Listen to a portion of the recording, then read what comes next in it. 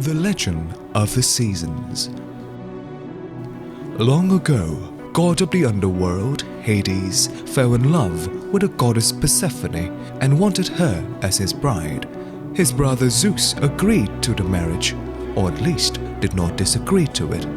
Yet, he warned Hades that Persephone's mother, Demeter, the goddess of grain, farming, and fertility, would never allow her daughter to be taken to a sunless world.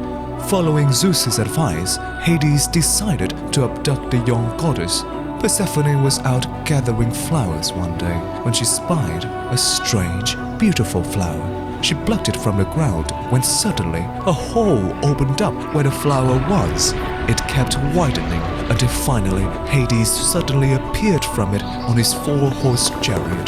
The god took Persephone, scooping her up with one arm, and brought her down the underworld with him. They disappeared into the depths. The hole closed up behind them. Persephone called out to her mother, but no one can hear her, as the kidnapping was so sudden that nobody knew what happened to the goddess.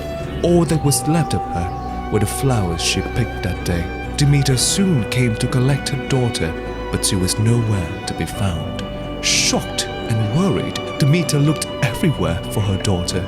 She traveled to the farthest places of the earth, looking for 9 full days and nights without ever stopping to eat, drink, bathe, or sleep. Demeter's anger was great. She destroyed lands, crops, and livestock as she cried for the loss of her daughter. She threatened to make the earth barren forever and thus destroy all of humankind if she did not find Persephone. Finally, on the 10th day, the goddess Hecate told Demeter that Persephone had been carried away, but she did not know by whom. The two goddesses went to Helios, the god of the sun, who saw everything that happened on earth. Helios did tell her what had happened, but also tried to persuade Demeter that Hades, as Zeus's brother and ruler of 1/3 of the universe, would be a good husband for Persephone. Demeter refused to accept Hades as a suitable husband to her precious daughter. Upset at the news of her kidnapping, she refused to return to Mount Olympus. Instead, she went about the world with the looks of a mortal woman, telling the trees to bear no fruit and the earth to care for no vegetables or grass. After a full year of famine on earth, Zeus realized that if he allowed Demeter to continue, all of humankind would die of hunger, leaving no one to remember and make offerings to the gods. Zeus sent gods and goddesses to Demeter to beg her to come back to Olympus and to bring life back to the earth.